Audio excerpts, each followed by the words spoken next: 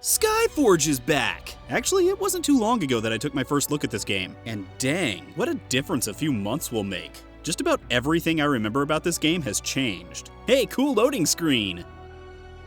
I miss the moose. First off, there's now some spiffy intro sequences, and tutorials complete with terrible voiceovers! We need to comb through the town, eliminate the Verds, and find the survivors. Now, it has been mentioned in several places that these voiceovers are just placeholders until open beta, but yeah, we've heard that before. Destiny! Sorry about that, had some bad voice acting in my throat. Anywho, here's some of the highlights. Come on, get them! Hold them back! It seems we have guests. Kill him.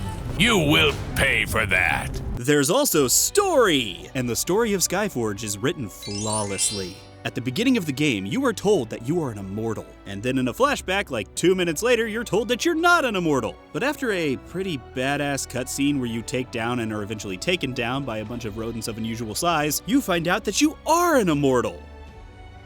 Flawless. You really should have just opened with the flashback. Now, you've probably noticed that in general, Skyforge looks fantastic, which is true, although sometimes the character's eyes make them look possessed. Oh, he looks lifeless. But really, that's not a problem most of the time, as the game really does look damn good. Also, totally unnecessary and unrealistic boob physics. Really? Now, I'm not an expert or anything, but I'm pretty sure boobs are not made of jello, unless immortals have jello boobs. In which case, I'm totally wrong. But I'm not mad about it. What I am mad about is there's no jiggle physics on male characters. Talk about a double standard. Although I do get a butt slider.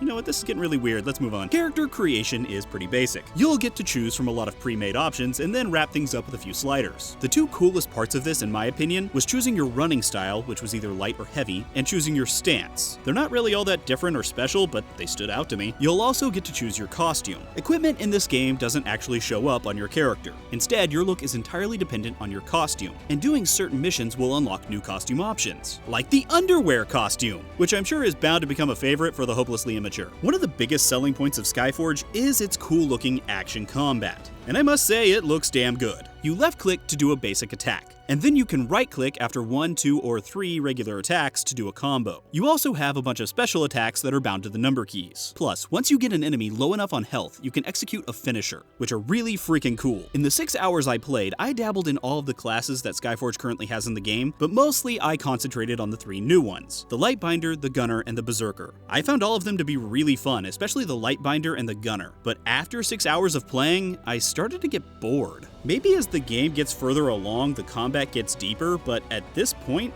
I found it to be a bit shallow. Yeah, it looks pretty, but it's just a lot of clicking. You may have to dodge every once in a while, and there's no huge circles on the ground telling you where the attack is gonna hit, meaning you have to pay attention, which is really nice. But most of the fights could be solved with just left clicking. And all of the bosses I faced were simple tests of endurance. It was kind of interesting though, betting on which would give out first, my finger or the boss's health bars. Ah, finger cramp, finger cramp! Also, for the 6 hours I played, the game was very hub-based. You start on a space station, you pick a planet, jump in, do all of the quest on the planet, which usually leads you all the way through the very small zone, and then you're done. Back to the space station thingy, pick a new planet/zone, and then do it again! I've heard the game does have some more open zones later on, but I really would have liked to have seen these earlier. First impressions mean a lot. Character progression is done by purchasing nodes in this tree-like system, which is cool, except in the earlier levels, it's pretty much on a straight path. Once again, I've heard that this opens up and branches out as you get higher level, but I can't help but feel disappointed when I think of a system like Path of Exile.